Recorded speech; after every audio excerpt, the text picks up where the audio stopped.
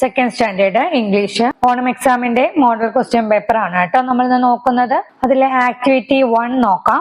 Listen and draw. ശ്രദ്ധിക്കുക എന്നിട്ട് വരയ്ക്കുക എന്നാണ് പറഞ്ഞിരിക്കുന്നത് കേട്ടോ. Listen to the teacher and complete the picture. Teacher പറയുന്നത് ശ്രദ്ധിക്കുക, താഴെ തന്നിരിക്കുന്ന ചിത്രം കണ്ടോ, അത് പൂർത്തിയാക്കാനാണ് പറഞ്ഞിരിക്കുന്നത് കേട്ടോ. അപ്പൊ ടീച്ചർ എന്താണ് പറയുന്നത് എന്ന് ശ്രദ്ധിച്ച് കേൾക്കുക കേട്ടോ. Draw A girl on the swing. എന്താ പറഞ്ഞിരിക്കുന്നത്? സ്വിങ്ങില് ഒരു ഗേളിനെ വരയ്ക്കാനാ പറഞ്ഞിരിക്കുന്നത് അല്ലെ. എന്താണ് സ്വിങ് എന്ന് പറഞ്ഞാല്? ഊഞ്ഞാല് അല്ലെ. അപ്പൊ ഊഞ്ഞാലിന്റെ മുകളില് ഒരു ഗേളിനെ വരയ്ക്കാനാ പറഞ്ഞിരിക്കുന്നത് കേട്ടോ. അപ്പൊ നിങ്ങൾക്ക് അറിയാവുന്ന രീതിയിൽ വരയ്ക്കുക കേട്ടോ. അടുത്തത് ശ്രദ്ധിക്കൂ. Draw more clouds in the sky. എന്താ പറഞ്ഞിരിക്കുന്നത്? ആകാശത്ത് കൂടുതൽ ക്ലൗഡ്സിനെ വരയ്ക്കാനാ പറഞ്ഞിരിക്കുന്നത്. ക്ലൗഡ്സ് എന്ന് പറഞ്ഞാൽ മേഘങ്ങള്. ചിത്രത്തിൽ നോക്കൂ, അവിടെ ഓൾറെഡി ക്ലൗഡ്സ് ഉണ്ട് അല്ലെ. കൂടുതൽ വരയ്ക്കാൻ പറഞ്ഞിട്ടുണ്ട്. അപ്പൊ അങ്ങനെ വരയ്ക്കുക കേട്ടോ. അടുത്തത് colour the flower near the seesaw red. സീസോന്റെ അരികിലുള്ള പൂവിന് ചുവന്ന നിറം നൽകൂ എന്നാണ് പറഞ്ഞിരിക്കുന്നത് കേട്ടോ. അവിടെ സീസോന്റെ അടുത്ത് ഒരു ഫ്ലവർ കാണാണ്ടല്ലോ. അപ്പൊ എന്ത് ചെയ്യാ? പൂവിന് റെഡ് കളർ കൊടുക്കുക, ചുവന്ന കളറ് കൊടുക്കുക കേട്ടോ. അടുത്തത് കളർ ദി ക്ലൗഡ്സ് ബ്ലൂ. അപ്പൊ എന്താ പറഞ്ഞിരിക്കുന്നത്? മേഘങ്ങൾക്ക് നീല നിറം നൽകാൻ പറഞ്ഞിരിക്കുന്നു അല്ലെ. അപ്പൊ മേഘങ്ങൾക്കെല്ലാം നീല നിറം നൽകുക കേട്ടോ. അടുത്തത് colour the flower near the swing yellow. ഊഞ്ഞാലിന്റെ അടുത്തുള്ള പൂവിന് യെല്ലോ കളർ കൊടുക്കാനാ പറഞ്ഞിരിക്കുന്നത് അല്ലെ. യെല്ലോ എന്ന് പറഞ്ഞാല് മഞ്ഞ. അപ്പൊ അങ്ങനെ ചെയ്യാ കേട്ടോ. എന്നിട്ട് ഈ പിക്ചർ കംപ്ലീറ്റ് ചെയ്യാം. ആക്ടിവിറ്റി 2 നോക്കാം. Read and arrange. വായിക്കുക എന്നിട്ട് അറേഞ്ച് ചെയ്യാനാണ് പറഞ്ഞിരിക്കുന്നത്. Look at the pictures. ചിത്രങ്ങൾ നോക്കാൻ പറഞ്ഞിട്ടുണ്ട് കേട്ടോ. ഏത് യൂണിറ്റിൽ നിന്നുള്ള ചിത്രങ്ങളാ കൊടുത്തിരിക്കുന്നത്? നമ്പർല ഫോർ ഓൾ അല്ലെ. അതിലെ പിക്ചേഴ്സ് ആണ് കൊടുത്തിരിക്കുന്നത് കേട്ടോ. Read the sentences and arrange them correctly as in the story by giving numbers from 1 to 5. 1 is done for you. താഴെ തന്നിരിക്കുന്ന സെന്റൻസസ് എല്ലാം വായിക്കാൻ പറഞ്ഞിട്ടുണ്ട്. ആ കഥയിൽ എങ്ങനെയാണോ അത് ശരിയായ രീതിയിൽ അറേഞ്ച് ചെയ്യാനാണ് പറഞ്ഞിരിക്കുന്നത് കേട്ടോ. എങ്ങനെയാണ് അറേഞ്ച് ചെയ്യേണ്ടത്? നമ്പർ കൊടുത്തിട്ട്, അതായത് 1 to 5 വരെയുള്ള നമ്പർ കൊടുത്തിട്ട് അറേഞ്ച് ചെയ്യാനാണ് പറഞ്ഞിരിക്കുന്നത്. ഒന്ന് നിങ്ങൾക്കായിട്ട് ചെയ്തിട്ടുണ്ട് എന്ന് പറഞ്ഞിട്ടുണ്ട് കേട്ടോ. അവിടെ കണ്ടോ, 1 an ant found the mushroom as a shelter from the rain. നമുക്ക് തന്നിട്ടുണ്ട് കേട്ടോ. അതാണ് ഈ സ്റ്റോറിയിലെ ഫസ്റ്റ് ഇവന്റ് എന്ന് പറയുന്ന സംഭവം എന്ന് പറയുന്നത് അതാണ് കേട്ടോ. നമുക്ക് കഥയിലെ സെന്റൻസസ് ഏതൊക്കെയാന്ന് വായിച്ചു നോക്കാം. Mouse asked for help. ഒരു എലി സഹായം ചോദിച്ചു എന്നാണ്. അടുത്തത് ബട്ടർഫ്ലൈ കെയിം ദർ. ഒരു പൂമ്പാറ്റ അവിടേക്ക് വന്നു. അടുത്തത് an and found the mushroom as A shelter from the rain. ഒരു ഉറുമ്പ് മഴ കൊള്ളാതിരിക്കാൻ കൂന് ഒരു ഷെൽട്ടർ ആയിട്ട് കണ്ടെത്തി. അടുത്തത് sparrow hop to the mushroom. ഒരു കുരുവി കൂണിന്റെ അടുത്തേക്ക് ചാടി ചാടി പോയി. All the 4 friends sat together under the mushroom. 4 കൂട്ടുകാരും കൂണിന്റെ അടിയിൽ ഒരുമിച്ചിരുന്നു എന്നാണ് പറഞ്ഞിരിക്കുന്നത് കേട്ടോ. ഈ തന്നിരിക്കുന്ന ഇവന്റ്സ് എല്ലാം ഏത് സ്റ്റോറിയിലെയാണ് നമുക്കറിയാം? ആൻഡ് അംബർല ഫോർ ഓളിലെയാണ് അല്ലെ. ആദ്യം ഉണ്ടാവുന്ന സംഭവം എന്താന്ന് നമുക്കവിടെ തന്നിട്ടുണ്ട്. അവിടെ ബോക്സിൽ 1 എന്ന് തന്നിട്ടുണ്ട്. എന്താണ്? And found the mushroom as A shelter from the rain. അതാണ് ഫസ്റ്റ് ഇവന്റ് കേട്ടോ, ആദ്യത്തെ സംഭവം. അറിയാം. പിന്നീട് ഒരു പൂമ്പാറ്റ അവിടേക്ക് വരികയാണ് അല്ലെ. അപ്പൊ എ ബട്ടർഫ്ലൈ കെയിം ദർ, അതല്ലേ 2 എന്ന് ബോക്സിൽ എഴുതുക കേട്ടോ. എ ബട്ടർഫ്ലൈ കെയിം ദറിന്റെ നേരെയുള്ള ബോക്സിലെ അതിൽ 2 എന്ന് എഴുതുക. അടുത്തത് എന്താണ് ഉണ്ടാവുന്നത്? ഒരു എലി വരൂല്ലേ സഹായം ചോദിച്ചിട്ട്. A mouse asked for help അല്ലെ.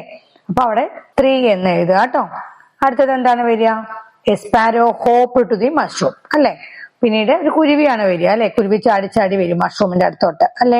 അപ്പൊ a sparrow hop to the mushroom അവരുടെ ബോക്സിൽ അതിൽ 4 എന്ന് എഴുതുക കേട്ടോ. ലാസ്റ്റ് എന്താണ്? All the 4 friends sat together under the mushroom അല്ലെ. 4 കൂട്ടുകാർ ഒരുമിച്ച് കൂണിന്റെ അടിയിൽ ഇരിക്കും അല്ലെ. ഇപ്പൊ 5 എന്ന് എഴുതുക കേട്ടോ. അങ്ങനെ അത് കംപ്ലീറ്റ് ചെയ്യാം. ആക്ടിവിറ്റി 3 നോക്കാം. കോൺവേഴ്സേഷൻ. സംഭാഷണമാണ്. Complete the conversation between the rabbit and the monkey. അതായത് മുയലും അതുപോലെ തന്നെ കുരങ്ങനും തമ്മിലുള്ള സംഭാഷണം എഴുതാനാണ് പറഞ്ഞിരിക്കുന്നത് കേട്ടോ. പൂർത്തിയാക്കാനാണ് പറഞ്ഞിരിക്കുന്നത്. നമുക്ക് നോക്കാം. റാബിറ്റ് എന്താണ് ചോദിക്കുന്നത്? Hello monkey, did you get wet in the rain. കുരങ്ങനോട് ചോദിക്കുകയാണ്, നീ മഴയത്ത് നനഞ്ഞോ എന്ന് ചോദിക്കുകയാണ് കേട്ടോ. അവിടെ കണ്ടോ, കുരങ്ങൻ നനഞ്ഞിട്ട് നിൽക്കുകയാണ് അല്ലെ. കണ്ടോ, അതിന്റെ രോമമൊക്കെ നനഞ്ഞിട്ടാണ് കാണുന്നത് അല്ലെ. അപ്പൊ മങ്കി എന്താണ് റിപ്ലൈ പറയാ? എന്താ മറുപടി പറയാ? Yes I got wet in the rain എന്ന് എഴുതാം, അല്ലെങ്കിൽ യെസ് ഐ ഡിഡ് എന്ന് എഴുതാം കേട്ടോ. അപ്പൊ റാബിറ്റ് എന്താ പറയുന്നത്? Look at me, I am not wet. എന്താ, എന്നെ നോക്ക്, ഞാൻ നനഞ്ഞിട്ടില്ല എന്ന് പറയാണ് കേട്ടോ. അപ്പൊ മങ്കി ചോദിക്കാണ്, ഹോ ബട്ട് ഹൗ, ആഹാ എങ്ങനെയാ എന്ന് ചോദിക്കാണ് കേട്ടോ. അപ്പൊ എങ്ങനെയാന്ന് റാബിറ്റ് പറയാ. റാബിറ്റ് എന്താ ചെയ്തത്? മഷ്റൂമിന്റെ അടിയിൽ ഇരിക്കല്ലേ ചെയ്തത്. അപ്പൊ അത് എഴുതാം കേട്ടോ. I SAT under A mushroom എന്ന് എഴുതാം. അങ്ങനെ എഴുതാം. അല്ലെങ്കിൽ നേരത്തെ ആക്ടിവിറ്റിയിൽ കണ്ടോ, an and found the mushroom as A shelter from the rain എന്ന് തന്നിട്ടുണ്ടല്ലോ. അത് വെച്ചിട്ട് നമുക്ക് ഇവിടെ എഴുതാം കേട്ടോ. എങ്ങനെ എഴുതാം? ആൻ ആൻഡ് എന്ന് എഴുതരുത്. റാബിറ്റ് പറയുക എങ്ങനെയാ? ഞാൻ കണ്ടു എന്നാണ് പറയുക അല്ലെ. അതായത് ഒരു മഷ്റൂം ഷെൽട്ടർ ആയിട്ട് കണ്ടെത്തി എന്നാണ് പറയുക. അപ്പൊ ഇങ്ങനെ എഴുതുക, ഞാൻ എന്നുള്ളതിന് എന്താ എഴുതുക? ഐ അല്ലെ. I found the mushroom as A shelter from the rain എന്ന് എഴുതിയാൽ മതി കേട്ടോ. ആക്ടിവിറ്റി 4 നോക്കാം. ഡിസ്ക്രിപ്ഷൻ ആണ്. What are the changes that the elephant family made for A healthy life style? അതായത് ഒരു ആരോഗ്യപരമായ ജീവിത ശൈലിക്കായിട്ട് എലിഫന്റ് ഫാമിലി എന്തൊക്കെ ചേഞ്ചസ് ആണ് അവരുടെ ലൈഫിൽ വരുത്തിയത് എന്നുള്ളതാണ് കേട്ടോ. അവിടെ നമുക്ക് ഒരു പോയിന്റ് നമുക്ക് അവിടെ തന്നിട്ടുണ്ട്. എന്താണ്? Elephant family change their breakfast to coconut and sugar cake. അവരുടെ രാവിലത്തെ ഭക്ഷണം അവര് തേങ്ങയും അതുപോലെ തന്നെ കരിമ്പും ആക്കി മാറ്റി എന്നാണ് കേട്ടോ. അടുത്തത് നമുക്കവിടെ പിക്ചറിൽ കൊടുത്തിട്ടുമുണ്ട് കേട്ടോ. ആദ്യത്തില് കോക്കനട്ടും ഷുഗർ കെയിനും കഴിക്കുന്നതാണ് കാണിച്ചിരിക്കുന്നത്. അടുത്തത് എന്താ അവർ ചെയ്യുന്നത്? എന്തോ ജ്യൂസ് കുടിക്കുകയാണ്. എന്തായിരിക്കും? നമുക്കറിയാം. എന്താണ്? ബിറ്റർ ഗാർഡ് ജ്യൂസ് ആണ് അല്ലെ. അപ്പൊ അതൊരു പോയിന്റ് ആയിട്ട് പറഞ്ഞോടെ. They started drinking bitter gourd juice അല്ലെ. അവര് ബിറ്റർ ഗാർഡ് ജ്യൂസ് കുടിക്കാൻ തുടങ്ങി എന്ന് എഴുതാം. പിന്നെന്താ ചെയ്യുന്നത്? അവര് കണ്ടോ, പിക്ചറിൽ കൊടുത്തിട്ടുണ്ട്. എന്താണ്? അവർ എക്സസൈസ് ചെയ്യാണ് അല്ലെ. അപ്പൊ എന്താ പറയാ? They began to exercise every day. പിന്നെ ഒരു പോയിന്റും കൂടി എഴുതാനുണ്ട്. അപ്പൊ എന്താ എഴുതാം നമുക്ക്? ദേ ഏറ്റ് fruits and vegetables and avoid junk food. അവര് ഫ്രൂട്ട്സും വെജിറ്റബിൾസും കഴിച്ചു, അതുപോലെ തന്നെ ജങ്ക് ഫുഡ് ഒഴിവാക്കി എന്ന് എഴുതാം കേട്ടോ. അവസാനത്തെ ആക്ടിവിറ്റി ആണ്. ആക്ടിവിറ്റി 5 ആഡ് മോർ ലൈൻസ് ആണ് കേട്ടോ. അവിടെ ഒരു കേക്കിന്റെ പിക്ചർ ആണ് കൊടുത്തിരിക്കുന്നത് അല്ലെ. നമുക്ക് നോക്കാം. കേക്കിനെ കുറിച്ചിട്ടുള്ള ഒരു സോങ് ആണ് കേട്ടോ. Here is a cake, look so colourful, flowers on it all, who wants the cake. കേക്കിനെ കുറിച്ചിട്ട് എങ്ങനെയൊക്കെയാ പറഞ്ഞിരിക്കുന്നത്? നല്ല കളർഫുൾ ആണെന്ന് പറഞ്ഞിട്ടുണ്ട്. പിന്നെ അതിൽ ഫ്ലവേഴ്സ് ഉണ്ട് എന്ന് പറഞ്ഞിരിക്കുന്നു. ആർക്കാണ് കേക്ക് ആവശ്യം എന്ന് ചോദിച്ചിരിക്കുകയാണ് അല്ലെ. അപ്പൊ അടുത്ത ലൈൻസ് നോക്കൂ. ഹിയർ ഈസ് എ കേക്ക് നമുക്ക് തന്നിട്ടുണ്ട്. ലുക്ക് സോ കളർഫുൾ എന്നും തന്നിട്ടുണ്ട്. പിന്നെ നമുക്ക് തന്നിരിക്കുന്നത് എന്തായിരുന്നു? ഫ്ലവേഴ്സ് ഓൺ ഇറ്റ് ഓൾ എന്നായിരുന്നു അല്ലെ.